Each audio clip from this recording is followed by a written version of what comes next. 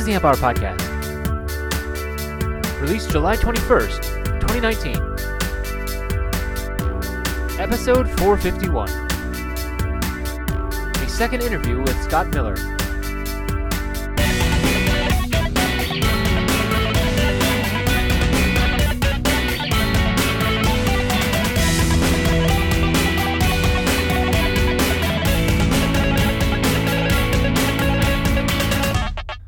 Welcome to the Amp Hour. I'm Chris Gamble of Contextual Electronics. And I'm Scott Miller from Dragon Innovation. Welcome back, Scott. How you doing?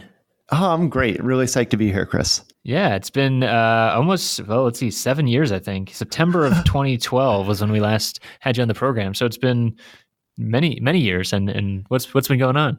Yeah, well, it's been, a lot has been going on since then.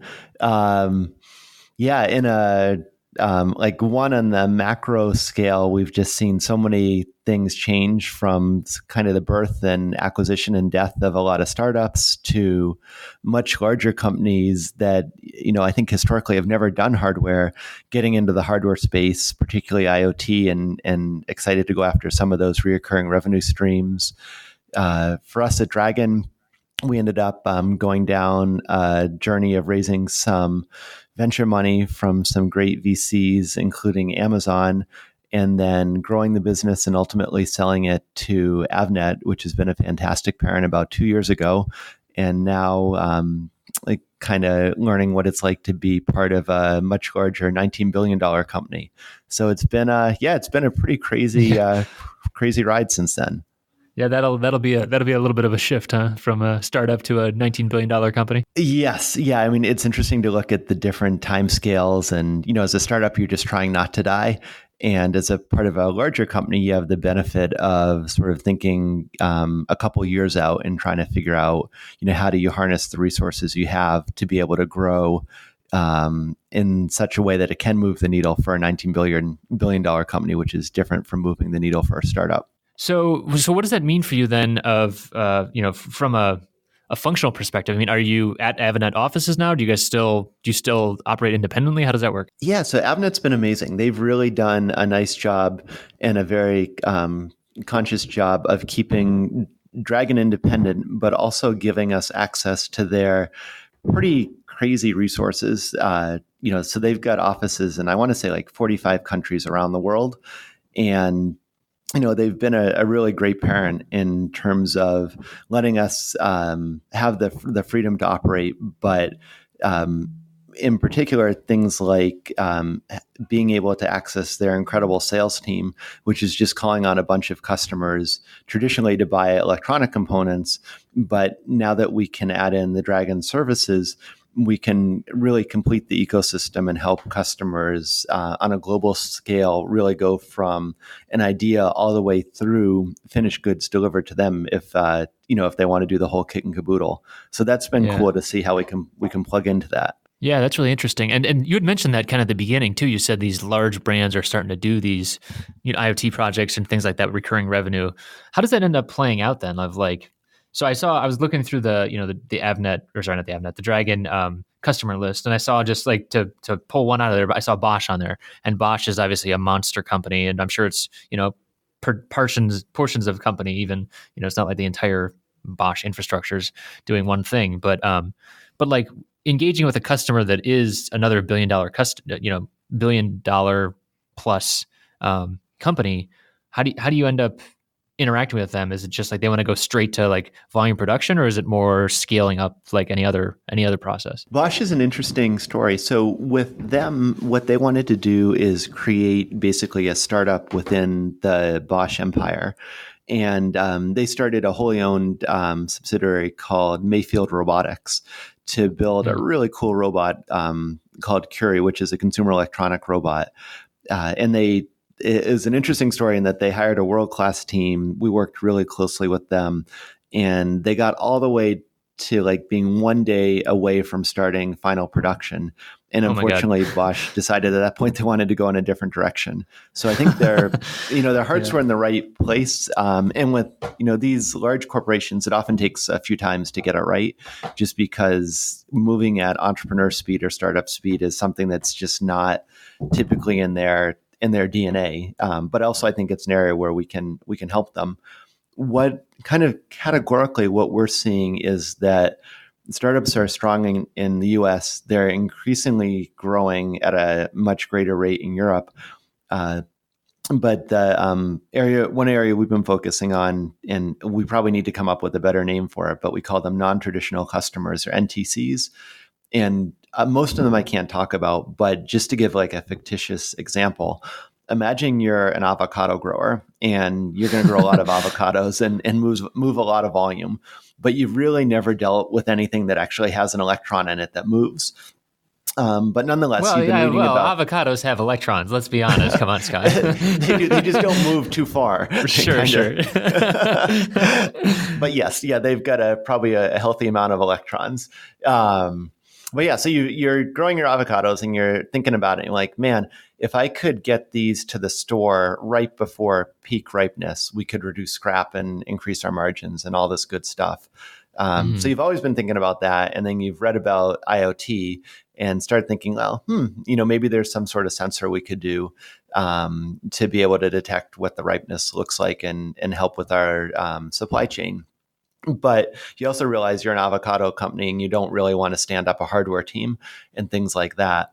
For us, this would be a textbook non-traditional customer in that in many ways, it's like a startup that just doesn't have a lot of experience in hardware, but they do have the ability to move like really high volume.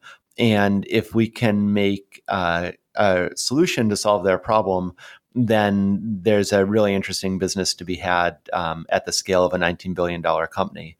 So we're working more and more with companies of this nature, and they're all, brand names that are just a blast to be associated with and to get to learn their business. But they're inherently just not hardware companies. So I think there's a lot of opportunity to really help them out. Yeah, I was talking to someone about they went to a training recently for a connectivity device. It was a cell modem, right? They were going to a training for that, and they said, what was surprising is the people that were in that thing, in that classroom, were not double E's. Like they were mechanical engineers or civil engineers. They were material scientists and stuff like that. And I think what I think about when I hear that kind of thing is like most people don't give a crap about electronics. They care about data and they care about what they can, how they can improve their processes and stuff like that. The fact that it comes down to being electronics in the real world at the end is just that's the tools that are available. I think about it personally. I'm like, oh man, I just care about the electronics, but yeah, they just care about the data. And maybe is that kind of what you're talking about here? Exactly. Yeah. I mean, your description lines up perfectly with what we're seeing. I think if we were to look at it one way, which again, I just get excited about the hardware, but a lot of these companies look at hardware as a means to an end, or even if we put a slightly negative scope on it, like a necessary evil, but they definitely don't want to get involved in the nuts and bolts of how to build a thing. They just want the data. But to get that, they need to somebody needs to understand, the firmware, the double E design, the mechanical design. How do you deal with the radios and keep the data private and secure, and basically find a way to get it all up to the cloud where you can do something with it to create an actionable result. And those are all areas that with Dragon on our manufacturing and now Avnet with their understanding of the double E side, we can provide those solutions. And again, these companies are like, my heart lies with startups. I just love the pace and the innovation. And it's just really fun to work with some of these bigger brands that are acting much more like startups rather than, large established companies. So they're kind of catching on, although it has taken them a while. I mean, I guess another thing I think about is like when I dig in the hardware, then I'm like, oh, well, I want to do something custom and new. And yeah, at the end of the day, I end up usually, using a app note or something like that. But if you now have a client that's an avocado customer and then a banana customer and then an orange customer, I have to imagine they don't really care if the solution is that unique amongst them. Does that mean that you get to do like design replication and just move to market faster because you're offering similar solutions, or how does that end up working? Yeah, so we've built, and by we, Dragon and Avnet, we've built a really cool toolbox for IoT so that we don't need to recreate the wheel every time. But we can service all these different use cases. So, from the sensing to the processing, to the electronics on the edge, to the radios, and all the different security layers, we've got that stuff in our toolbox and can deploy it really quickly with little customizations depending on what the actual use case is. But yeah, you hit the nail on the head. That's exactly the way we look at it. And for the company, they truly just want the data. They don't want anything to go wrong with the hardware, but it's not really the main focus of what they're trying to do. Yeah, I guess another example that I'll pull out, and I said this, and Scott did not tell me anything about this, but I will say scooters, because they have now arrived in Chicago, and I hate them. I don't really hate them, but they're everywhere. And I just look at these things, I'm like, each one of those has a cell modem in it, right? Each one of those has a battery and GPS and some kind of telemetry and stuff like that. And someone did all that design, and there's different brands on it at least. Maybe the underlying thing's the same, but they start to look a little different too. And it's like, okay, well, I'm guessing someone replicated that design over and over and over again, because that's, there was a ton of money I'm not sure if there's still a ton of money in that, but there was a ton of money in that market a couple of years ago, and they just kind of pushed out these designs, and they don't need any customization between them, really. Right. Yes. I mean, that definitely lines up with what we're seeing. And scooters are a great example. There are some variations, but in general, that's it's trying to solve a different problem. In that case, like the last mile problem. And the hardware is just a means to an end, but it's all the other ways to unlock reoccurring revenue that I think is driving the development and marketing and so on. But it's, as long as the hardware is good enough and safe, there's not a lot of differentiation between the different brands out there. So now as a consultant and a person who's interested in electronics, where do you see then, people that are listening to the show are maybe also designing electronics for companies or on their own as a consultant or contractor? How do they then play into this ecosystem? Is it kind of like, well, Avnet and Dragon have the big ones taken care of, so we kind of look at the smaller folks or the more custom folks, or how do you see the whole ecosystem shifting because of these corporate level shifts? Yeah, so we always looked at it that there's a lot of different on-ramps to get involved. Some companies, we describe it as wanting to learn how to fish. And in those cases, we can really work with them and say, okay, to go after this fish, you need this pole. This is how you put the bait on the hook, and this is where you should go cast your line. And that's typically more of a startup one, where we can use the knowledge that we've gained in working with hundreds of companies to help them make the early decisions correctly, because we know those cast really long shadows. And then other ones, like these non-traditional customers, as we talked about, don't care about how the job is done. They just want the result and don't really want to see where the sausage is made. So we often will talk about like a fish on the plate, where they just go to the restaurant and they want to order the fish. That's right. Actually, it's like 20,000 fish a month if they can get it, though. Yeah, exactly. Yes. Yeah. And for us, like, it's the same. We do exactly the same thing. It's just sort of presented in a different manner. But one of the things that's really core to what we do and what makes the job so fun is education. So both trying to share what we know about manufacturing, and it's always evolving, but also in the same time learning from our customers, because they're always doing something really cool. And if we can gather those learnings and then be able to help the future customers without sharing any proprietary IP, but to be able to get to hardware quicker, then that starts to get pretty interesting. Yeah, it's like a multiplicative effect, because you don't have to, like, I think about when I go to a manufacturer and I learn some new process thing that they're like, yeah, of course this is a thing, Chris. Like, what's the, like, don't you know about this? It's like, no, I just got here, and I wish there was a way to do that, but unless you have that institutional knowledge that you keep kind of passing, I mean, you're passing along internally, and then your customers benefit from it as well. But that's just a nice effect to being a larger company, seeing more things. Yeah. And, on the EE side, where I think it becomes so important is we have this thing we call it a bomb health risk assessment. And I'm a ME by training, but have learned a lot about EE. And one of the key things is that availability and lead time are so important. So up until recently, for example, multi-layer ceramic capacitors, for whatever reason, had like a 72-week lead time. And if you didn't realize this and designed it into your product and are trying to hit a certain milestone, that could be devastating. So we find by having access to these just massive databases, we can look at any component and be like, hey, that one's not recommended for new designs, or that's going to be end of life, or this is available only from one supplier, or it's got a really long lead time. And those are all things where having access to the data and working with a lot of customers can really benefit the future customers, just so they can make those upfront decisions correctly and not need to deal with those challenges. So speaking of end of life, so the supply chain management's another thing that's kind of interesting to me. Is that like, okay, so now we go back to the avocado example, right? There's an avocado grower, they want to buy an end use widget and stuff like that, and then I assume that they have customers that are then maybe dependent on it or spawns what's it called, spin-off products and things like that. I'm just making assumptions here. But what happens then, like 3 years down the line, like they want to buy a fish, or in this case, a piece of electronics from, a wholesale and end use piece of electronics. Who's like managing that supply chain then, and then dealing with a cap that goes off obsolete, or a op amp that can't be, is in a different package now, or things like that. And then how does that then translate to 3 years down the road? That's exactly what we're working to figure out right now. And again, historically, Dragon has just taught companies how to fish. But now that we're providing the fish, and by that I mean doing all the double E design, the manufacturing, the logistics packaging, and even the installation support, we are looking at a couple different models. So one is you just buy the thing outright and it's yours.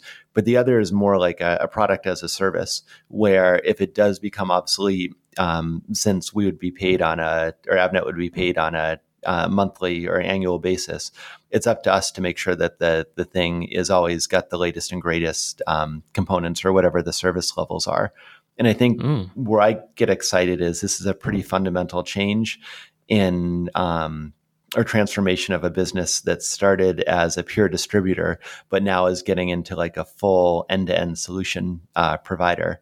And we definitely haven't figured it out yet, but that's what makes it fun, is that we're kind of in the midst of that. I imagine that then changes some of your cost basis too, because then you have to like, basically before you were just like, all right, well, it's BOM plus or BOM multiplied by 4 or whatever it is.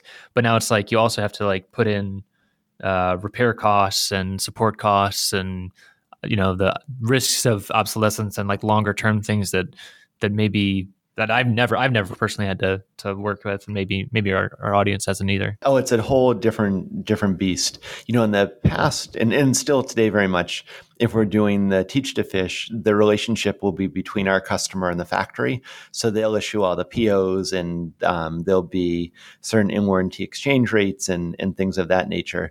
But again, that will be contractually between our customer and the factory. Whereas as we start to get more into the product business, then we have to figure that stuff out and update our business models and our finances to be able to account for that. So it's, for me, I'm always looking to do something new and different. And this has been a really great way to learn, or actually refresh, because we went down this road, obviously, at iRobot, selling the Roombas. But a chance as a large company to grow and learn new things. But yeah, it's all kind of, in a sense, new ground and really exciting, especially with the product as a service, or like more of a SaaS model out there. And since you brought up iRobot too, I will make a call back to that previous show and you were on here, and people can go and listen to that. That's episode 113. We'll have that in the show notes.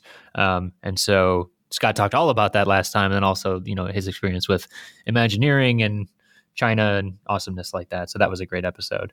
Could you define what product as a service actually is? Like, is there like a technical? I've heard it a couple times, but I guess I don't quite get it still. Oh, sure. So if we just use the fictitious avocado example, one model would be just a product sales, where we sell some sort of IoT sensor that measures the freshness. But as we think about it in terms of the job to be done, what the customer really wants is to know when to deliver the avocados. And in the framework of product as a service, that would be, say, a monthly or an annual or per avocado cost basis, where it would be an ongoing fee for that knowledge, as opposed to like a one-time sale. So much more like a SaaS model versus straight up, buying a single license for a piece of software. Interesting. So do you see other startups and other companies doing that as a model outside of like the, I guess I'm kind of putting Dragon and Avnet kind of in the CM, not the CM space. It's almost like a ODM space at this point, ODM kind of space. Do you see other people doing that kind of thing these days? I think we're one of the companies on the forefront of that. And I'll say still with Dragon and Avnet, we're still figuring this out, or it's sort of how we're thinking about it. But it's very, very nascent. Typically the model we see now is that a company will sell the hardware at a fixed price and then charge some subscription for access to the software. And this would kind of be taking it one step further. Okay. All right. So the benefit. So what are the benefits then? It's just it's the recurring revenue idea on a less software tie-in basis. Is that kind of the idea? Yeah. So the idea would be that it would in some ways reflect the volume that you're working with. So if we use a per avocado measure, and again, it's a totally made up example, but maybe it's 5 cents for each avocado to understand when the peak ripeness is, which presumably is what the avocado seller cares about, as opposed to knowing, I have to pay $500,000 to set up the system, regardless of the volume I'm shipping, and that ensures that they're always like up to date with the latest and greatest. Because from our standpoint, what we want to do is help them sell as many avocados as possible. And making sure that they've got the latest technology is well incented with their interest in selling, a large number of avocados. I think, although I'm not an expert in it, it's similar to what GE was trying to do with their jet engines. So rather than just selling an engine, they were selling hours of flight time, which is really what say the airline companies would care about. Yeah, and I guess from an accounting standpoint, I've been learning a little. Running my own business now, I have to learn accounting, so it's like I'm learning a little bit about this, and I get that it's like the predictability people like as well, instead of like the chunkiness of like hardware costs, where it's like big, $300,000 NRE, and then $100 per unit, whatever it is. Like that's I could see how from the accounting's perspective they don't like that, but then from the product as a service provider perspective, so in this case Dragon, like, is there a risk that the avocado farmer would just be like, well, we're done, we don't want to do this anymore? Like, or do they have to be contracts so that it's like more long term and like guaranteed? Right. So that's exactly the risk, that if we put all of this effort into developing a new sensor and they ship 5 avocados and go in a different direction, we're stuck holding the bag. So we do tend to focus for this type of thing on much larger companies that we know can move the volume, and there's a fairly rigorous vetting process up front. And again, it's not a fit for every type of company.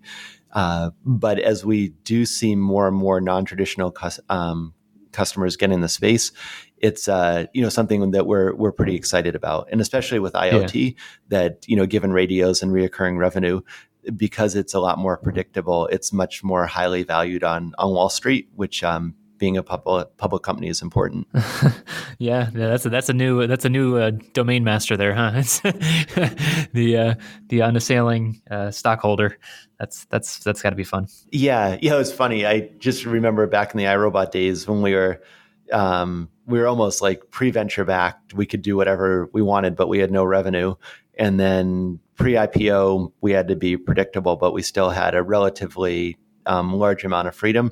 And then the minute we went public, it was all managing to the quarters, which was a very, very different experience than being venture backed. It's like when it's like growing up and putting on the school shoes at that point. You gotta really, really buckle down. Yeah, so it's a totally different way of running a business, but yeah, I think it's just a great experience to see all these different sort of business models and business approaches. So you mentioned you're kind of going back to the similar thing as like you experienced in the iRobot days as a provider now. I wanted to ask a little bit about trends you're seeing. First off, I wanted to ask you about like just general trends. I think IoT is a good one, and then obviously I want to ask about China as well, and then your experience kind of working in and around China as a provider. So first off, like what are you seeing trends, or I guess are you recommending trends or recommending things for your customers that people might be surprised about? So I think about like Bluetooth, cellular, Wi-Fi type stuff. Are you seeing people moving towards one or another, and generally what you're seeing in the marketplace? Yeah, so we are seeing a bunch of different trends. One, if we look at startups versus larger companies, in the U.S., we are seeing basically a constriction of consumer or B2C startups in the hardware space, but an expansion of industrial IoT, which is interesting. There's been certainly and unfortunately a bunch of high-profile bankruptcies from Anki to Jibo to Mayfield and so on in the consumer space, but it's some nice growth in the industrial space. And then one that I'm really excited about is that in Europe, we're seeing overall just a huge growth of startups across pretty much all of Europe. In fact, and this is thanks to Avnet, we were able to open up a Dragon office in Amsterdam and have been spending a lot of time meeting the startups there, as well as connecting with the factories, because it's always nice to build locally if you can. And there's just a huge amount of really capable factories in the EU. So those are some trends. In terms of manufacturing bases, primarily driven by the tariffs, we're seeing a lot of companies move out of China really quickly, but start to get into other Asia Pacific, non-China locations. And in fact, we just had one of our senior dragons spend over 100 days in APAC. In countries other than China. So he was in Taiwan, Vietnam, Singapore, Malaysia, Indonesia, and so on, really trying to identify and vet good alternatives to Chinese factories. And that's an area we're incredibly excited about. How does that end up playing? I guess I don't really know the levels. I mean, it's always been like a partnership type thing, right? It's never been like actually ownership of factories because of the ownership rules as well in China. Is that right? Yeah, so we've always we only work for our customers. We feel strongly you have to be on one side of the table or the other, and it doesn't. You can be on either side, but we think you should pick one. So we've never made a penny from a factory, which lets us work with any factory. And in general, because we bring them hopefully really great leads, they're usually excited to work with us. But we have certainly, ever since the trade war, seen a lot of pressure to build outside of China because it's really tough to swallow a 25% tariff on that. Definitely. But there are trade-offs. Like China is obviously the manufacturing workshop for the world, and a lot of these other places are coming up quickly, but they're not as mature as China. Ordinarily, we would do, say, a RFQ or a request for quote and try to include 3 to 5 factories in China. So we have a competitive mix and can do an apples to apples comparison looking at, say, the Pareto of the 5 most expensive components, labor rates, markups, things like that. But now we find when we do the RFQs, we look at it more on a global basis. So we'll probably include 1 or 2 China factories, maybe some domestic ones in the US, maybe one in Vietnam or Indonesia, just to get a more holistic view, and then factor in the tariffs to all of that, so we could see what's the landed cost as a function of manufacturing geography. And who's driving that decision to check out the other? Is it the customers are like saying, well, we want to just make sure we limit it, or are you guys doing it, or like what's actually? I guess I don't really understand how you're finding factories in the first place. I guess we probably talked about that 7 years ago, but I've forgotten. Sorry. Oh, sure. Yeah. So I think it's being driven both proactively from Dragon because we know it's the right question to be asking. But we're also increasingly seeing our customers ask or come to us and be like, hey, do you have some factories outside of China or even domestic ones that would be a good fit for us? So we've got, as I mentioned, one full-time senior dragon looking at non-China factories. And then we've got a bunch of folks in the US vetting local factories. In fact, we try to get to a couple, you'd say 2 or 3 local factories or domestic factories every month to build up our database. Over the last probably 10 or so years, we've built up what we call sort of non-creatively the CMDB, or contract manufacturer database, about 2,000 entries with vetted factories, so that when a customer comes to us, we can very carefully pick ones to include in the RFQ that would be a good fit for them. And Wow. I think it's easier than ever before to find factories in China, and it's also getting easier to work with China, but that's offset by the tariff. What we find is if you ask somebody to go suggest a couple of factories in, say, Saigon or Ho Chi Minh City, then it's almost like it was 10 or 15 years ago if you're trying to find a China factory. Like, people don't really know how to do that. And with us, we find the best thing to do is to get feet on the ground over there, talk to people, go inside and visit the factories. And then also with us, because we're part of Avnet and many of Avnet's customers are factories, we can get these lists and introductions to factories and then go run our own process on them to qualify them to be entered in the CM database. That's great. And that 2,000 is just domestic, or is that overall? That's like global. vetted factories run. Okay. Yep. That's great. Yeah, I mean, I'd say at this point, maybe 75% of them are in China, but increasingly the EU and the USA. One area that we're behind on, and it's just a matter of prioritization, is Mexico. But again, Avnet has a strong showing down there. In fact, two of our dragons are heading down to Mexico next week to check out some factories. So so that one's not too far behind. Yeah, that's great. That's great. So, I mean, does that mean that you personally are spending less time in China as well? Yeah, I get over maybe 2 or 3 times a year.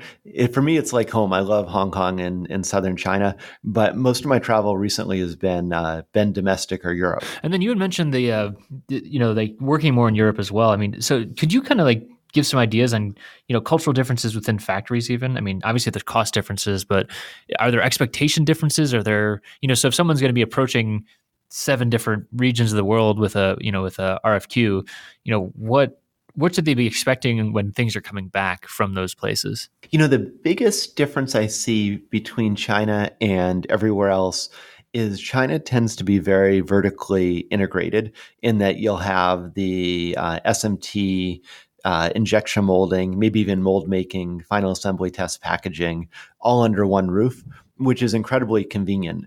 Whereas in the US and Europe, it is typically much more horizontal. So you might have one EMS that does the SMT, another one does the molding, and then you may have to find a third one to assemble the parts. And with this, it takes a lot more effort to put together your supply chain, because it's not one throat to choke or one stop. But also, I think it's more opportunity that if you can build up these good databases and know that this factory works well with that one and they already have payment terms, then you can, get your customers more efficiently from, whatever on-ramp they come on, say the idea, all the way to the delivered product. But that's kind of the largest difference. Okay. And that's kind of how you view it as well. It's kind of China and everyone else, just given yeah, I mean, experience. that's been our experience. And of course, there's, there's some variation, but if we had to categorize, I do look at China as incredibly vertically integrated, and everybody else, there's a lot more stitching together to be done. I always wonder about that too with the vertically integrated. It always felt to me like it was presented as vertically integrated. Like, I always even think about, like, if I go to an online PCB provider, they say that they're vertically integrated, but when when I click a different option and I get a different type of PCB, it goes from a 2-layer to 6-layer. There's a pretty decent chance it's going to a different factory, but it's just presented as up front that it's the same thing. Is that a false assumption, or is that a bad assumption rather? No, I think that's a very good assumption. And that's one of the reasons why it's just so important to visit a factory, whether you do it or somebody you trust does it, just so that you see with your own eyes what's actually going on. What we see in China is that there is a huge variation, but one of the factories we work with, they used to have 100,000 workers, so like just an insane number of workers. They're down to about 30,000 now because they've automated a lot of stuff. But they would go as far as literally making their own paint. So they would get the raw ingredients and had all sorts of rollers and buckets, and would build their own paint. They did a lot of hair rooting, which is really cool. So stitching like hair and baby dolls. Oh, creepy. They made their own like literally they'd made their own cardboard. So Wow. if you think of corrugated cardboard, it has three parts, the two skins and the wiggly stuff in the middle. Like they would build that from scratch, just bringing in huge rolls of the raw material. So a lot of them are very much like the old Ford manufacturing approach that they did everything. The one though, and you hit the nail on the head with PCBs, is typically they will send that out because it's so specialized, and the 2-layer is different from the 4-layer is different from the flex boards. Yeah, and you're tooled up for that one thing, so it makes sense to be at a different factory. But it was always presented as the same front end, and it's like I just wondered if that was also the case in a factory. You know, if it's like, oh well, we make the molds, but actually this guy over here makes the molds. You know? Yeah, in terms of mold making, it can go either way. Some factories will have capability in house, which is nice. That if you have to go and touch the mold or make some modification, it's just going from the press in one room to the mold shop in another one. Whereas if you're working with an outside mold shop, then there's more logistics in terms of taking the heavy tool out of the press, putting it in a truck, driving it there, getting time on the plunge EDM or whatever, and coming back. But I'd say it's, at least in China, it very much depends on the factory. Some are all in-house, some are outside. And then some do a mix of the two where they'll have a certain capacity inside. But for like double shot or, high precision, they may not want to do that inside. So they'll bring that to a partner. Okay, that makes sense. And so you mentioned the large-scale manufacturer going down because of automation. So I was looking at the old notes from our last episode, and you had mentioned the labor rates. Let me just pull this up. You'd said the labor rates were going from $1 to $2 an hour, but are now closer to $4 to $6 an hour. And then you just also mentioned automation. I was wondering if there's kind of general guidance if that number has changed. I mean, 7 years. There's obviously been a ton of growth in China, even in that amount of time. Do you see the labor rates are still rising like crazy? I mean, automation's still going up. How is that all playing out? I would say on average, what we're seeing for labor costs now is probably $5 or $6 an hour in China. And it does depend on the region and the factory. Some factory workers are more well-trained than other ones, so they'll command a higher price. But the factory owners are definitely across the board really focused on automation. And it's so interesting to see how it's done in China versus how we approach it in the US. So in China, it's very much bottoms up. So you can imagine you might have some panel with a few through-hole components you want to solder. What we've seen in China is that they'll build a pretty simple, 2 or 3D a degree of freedom robot that literally you'll clamp on a soldering iron, and it's sort of like X, Y, and Z, and it will go and it knows where the different leads are, and it will solder them. And then there's another degree of freedom applying the solder. Whereas in the US, we approached it more like Rethink Robotics. Unfortunately, may they rest in peace. But right. Taking like a top down, like let's build a whole full functioning worker that can do anything, as opposed to like a task specific robot. Right. And China's, just really good at building stuff. So it's kind of a natural fit that they should be able to build robots to make their process more efficient. So we see it, on a massive scale like SMT, that's always been sort of really, really cool, high precision, high speed robots. But getting into through hole, we see it with tampo printing or pad printing to apply the deco to products. One I visited a while ago, and we probably can't say the name of the company, but if you imagine like a little motorcycle promotional item in a candy product, the cost of goods has to be insanely low. So what they did is they took a whole bunch of 80/20 and basically built a rail car system that using pneumatic actuators would assemble this motorcycle. And then the only human in the loop there was the final worker would rev up the motorcycle by pulling it back a few times to load it up and then let it go. And it was like a 5-foot table. And at the end of that 5 feet was a hole, let's call it 6 inches in diameter. And if the motorcycle went straight enough, it would go down the hole and they'd ship it. And if it didn't, it'd just fall off the table. Man, so it's just great. For that final quality control. But yeah, things are getting much more automated. And I think what China's done well is that they still know toys and consumer electronics are always, the design is always going to be changing. So there's always a trade-off of building a product and then having to build the robots to build that product and reprogramming them. I think they've done a really nice job of just keeping things super nimble and generic. For whatever they're trying to do, so that it still allows you to make those changes. And maybe the next step is that we'll see products that are really designed for robotic assembly. So maybe there's different locating features or things like that built into the product to make it easier for the robots to grasp them. Yeah, that's great. I mean, like, so I watch Scotty's videos from Strange Parts all the time. Like any factory tour, obviously you've done tons of factory tours in your days. I'm sure I've been to a couple, but nothing that I get to see on film. And like, yeah, the home. I remember the one. I don't think it was even Scotty. It was a battery factory. One of the quad channels, like the quadcopter channels, and they were just going over like how batteries are built and stuff like that, and seeing some of the homegrown robotics like you're talking about. And it's great. I mean, like that kind of stuff. Like machine building has always been a very interesting thing, but it seems like that is enabling a lot of speeding up. And so that's are you talking to factory owners and they're specifically focusing on, or is it more just like we just got to get it done faster? How does that end up playing out? Oh, it's definitely a strategic focus from pretty much every factory that we interact with in China. And again, they just realize the labor rate continues to go up, so they need a way to be more competitive. And I think it's probably been just exacerbated given the additional 25% tariff on a lot of China products that they're trying to stay in the game. But yeah, the factories are really good at building stuff, and they do generally task-specific robots, to solve a given problem from the ground up that they built there, so they can change them, they can fix them.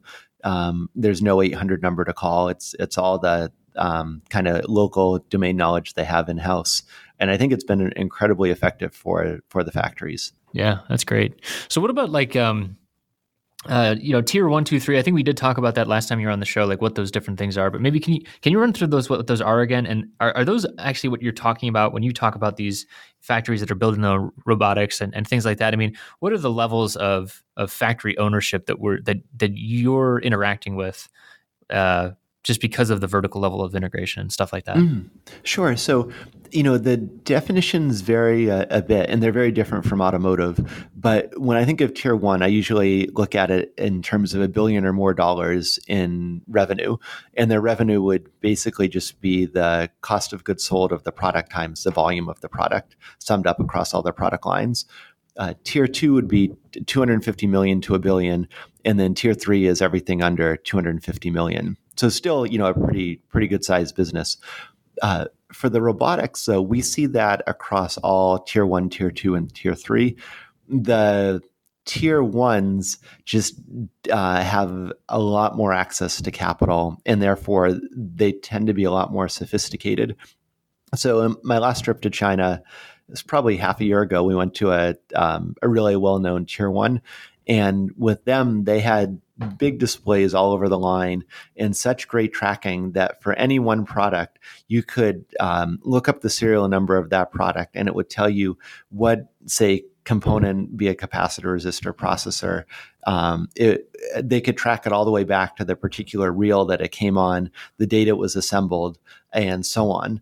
And this gets so important from a quality standpoint that if you do have returns driven by a bad component, being able to pinpoint what happened where is incredibly important. They also would track like the solder paste, and they'd know this was from this lot. Awesome. They yeah. kept it out, to come up to temperature for 4 hours, and they used it from 3 to 5 in the afternoon. But yeah, just the level of tracking is insane. But you only really see that in tier one. By the time you get to the tier three, it's probably a lot lower margins and a lot more nimble because they don't have the overhead, but they just wouldn't have this capability. And that sort of gets to the point of trying to find the right match between what you're trying to do with your product and your volume lined up with what a factory's capability are. So you can get that, that perfect impedance match. Yeah, I always want that tracking. That's the first thing I always ask about too. Whenever I see someone, because they always, even lower tier CMs, they're always, using barcodes and things like that just to scan in what reel is this, whatever.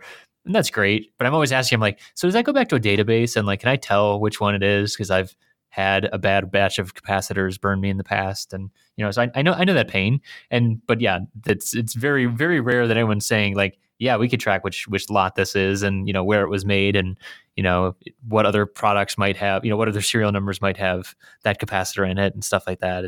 That's a really really tough thing to do. So that's impressive. Yeah. Oh, and yeah, and with this, it actually works. Like they would give demos, and it's just mind blowing if you think about the amount of data that, or all the different components from different reels that go into building a product.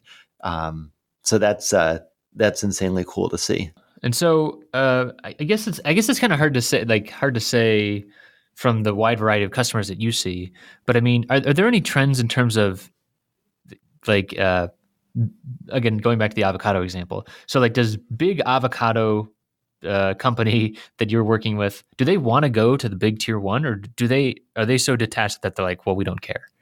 Yeah, so in that model, they actually don't care and may not even want visibility to it. What they're doing is just buying a solution, and as long as it works and it meets the right quality criteria, schedule, and cost, then they don't generally want to get involved in it.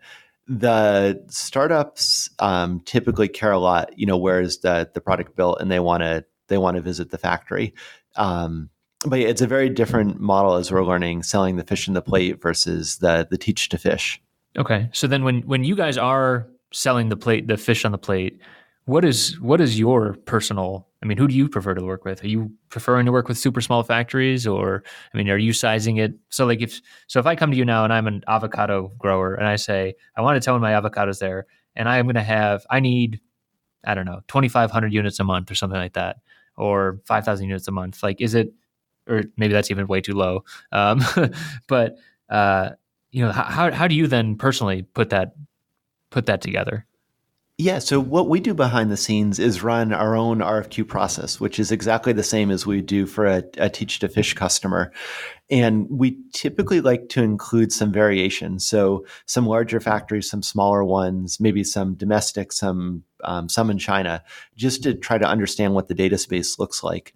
One of the things that I think we've been really effective at is taking tier 3 and tier 2 and helping them behave more like a tier 1, but still, and they still make money, but being able to, work at lower margins on their part. But yeah, there's kind of a complex formula where some of the criteria that would go into it are certainly location due to tariffs. We talk about the fish in the pond, so you don't want to generally be a huge fish in a small pond, or vice versa. So we think about how that works, look at the capabilities of the team. If it's a very complex product that's going to require expensive test equipment, then that's probably better to do in a tier 1. Whereas if it's more of a commodity product, then potentially we could do that in a tier 3 and just put a Dragon layer on top of that to ensure that we're hitting the cost, quality, and schedule, but also be able to benefit from potentially paying the factory lower margins because they don't have all the overhead. So yeah, it's on every case, it's just trying to find like that perfect fit. And we think of a lot, the analogy we'd use is it's a lot like a marriage. Yeah, and if you get it right, you can do amazing things. But if you screw it up, then it's just incredibly painful to unwind it. All right. I feel like there could have been a lot of things that stood in for that marriage analogy, but it's like putting on a pair of pants. If you get it right, it works well. But if you don't do it well, you're gonna have a hard time unwinding it. Yes, exactly. Yep.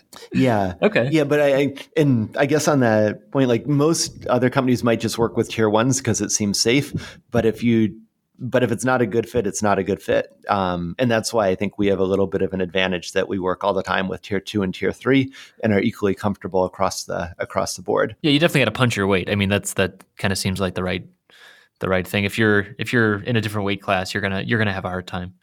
Yes, yeah, and back to the pants analogy. Everybody's a different size, so you need potentially a different pair of pants to be comfortable. Yep.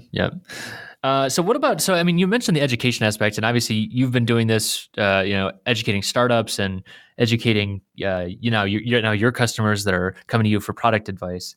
What are you telling them? I mean, what are some other places that, obviously you give talks a lot, but where can some of our listeners kind of learn more of the kind of stuff that you talk about? Oh, sure. So I used to be an adjunct prof over at Olin College of Engineering, which was just a tremendous amount of fun. It's probably the scariest thing I've ever done, at least professionally, in that the students are just such incredibly high caliber. And I think for every 1 hour of class, I spent 10 hours preparing.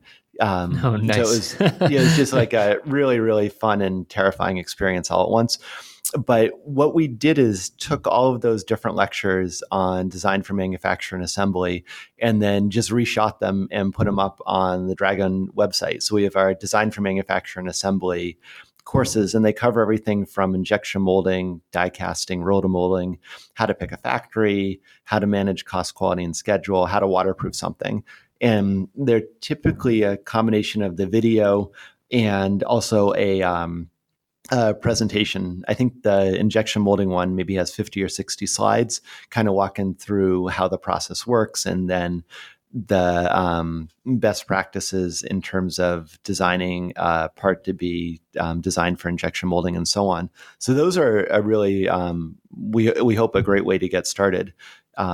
Just trying to get a foundational understanding of manufacturing. And then building off of that, we try to cover kind of relevant topics in our blog, or we do a bunch of Ask Me Anythings and so on, just to be able to answer, more specific, detailed questions. One of the things I always think about is like, I've gotten to the end of a design process in the past, and I, me and my infinite wisdom, or engineering hubris, you take your pick. I go and talk to a factory, and they're like, "Well, why'd you do it like that?" And I'm like, "I don't know. It looked like the right thing." And like, if you would have just done this, and they, turn a resistor, or they, move something to the side or whatever, they're like, you would have saved $5 or whatever. Like, there's always something where understanding that manufacturing knowledge gets pulled back.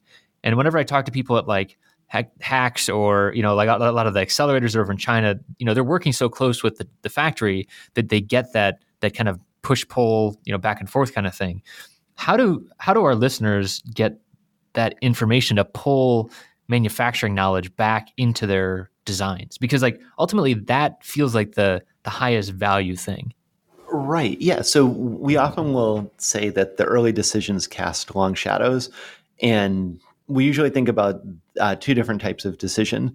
One that you just have to get right, which would be those early decisions, long shadows, and the other ones that you can change your mind later, that you don't want to spend a lot of time, figuring out what to do because you're not locked into it. We'd often say for our customers, if you can get like 80% of the way done with the design and then bring in a factory or bring in Dragon or somebody else, that's typically the right point in terms of the timeline to get that feedback. And by 80%, the way I think about that is when you've got something that you can plunk on the table and it basically works. Like, it's probably not going to work very long or very well, but it's more than, just a crude proof of concept. Then Right. You can start having the conversations about, where should we put the parting line? Should this be 2 parts or 3 parts? Should I make it out of polycarbonate versus ABS? And so on, because those will all influence the design of your product, especially as you start thinking about how do I make it last from 5 minutes to 500 hours? How can it survive a drop test or tension torque or vibration testing? Right. But you have to get it to that 80% point, usually to make those conversations worthwhile, just to lock down a few things. Yeah, it's interesting too. I mean, I guess that's a good point, because you're kind of talking about it from the never had a product before, and I've had the benefit of working with the factory already, and then being able to roll that knowledge into a future product. But it's like, if you don't have that upfront connect, if you're just starting a conversation, then that's a lot harder to be like, and by the way, can you also tell me about your mold process so I can roll this back into my design, and maybe I'll disappear, but maybe I won't. Yeah, I think when you get to that 80% point, that's kind of a magic spot, that it does let you start to engage some factories.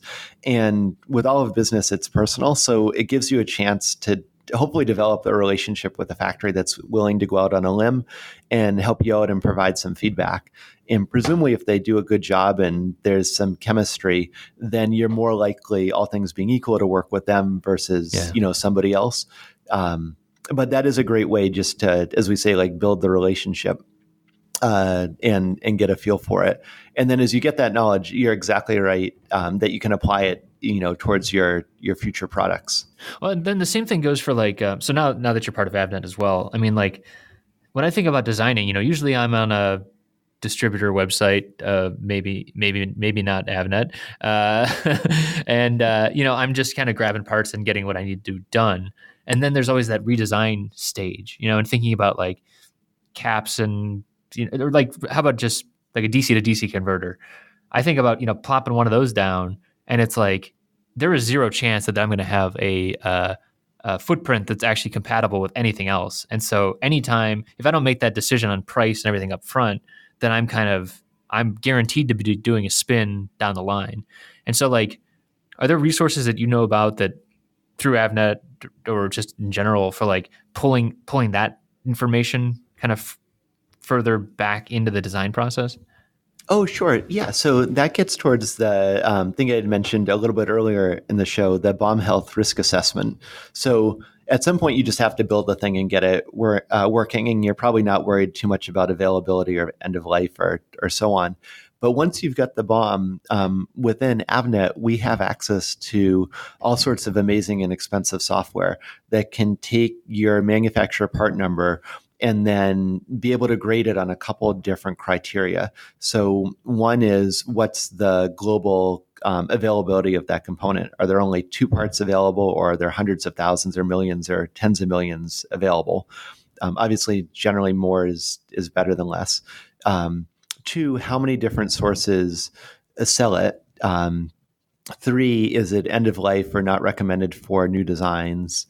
4 would be, are there crosses that are, say, footprint compatible, so that you could do an approved vendor list, so that if the factory can find the part you specified, that's awesome. But if they can't, then here's like 5 other ones that you can just drop in, which gives you a lot more flexibility as opposed to just having a sole source where you're entirely dependent on that. And then looking at compliance. So is it RoHS or lead free, and REACH compatible for Europe and so on.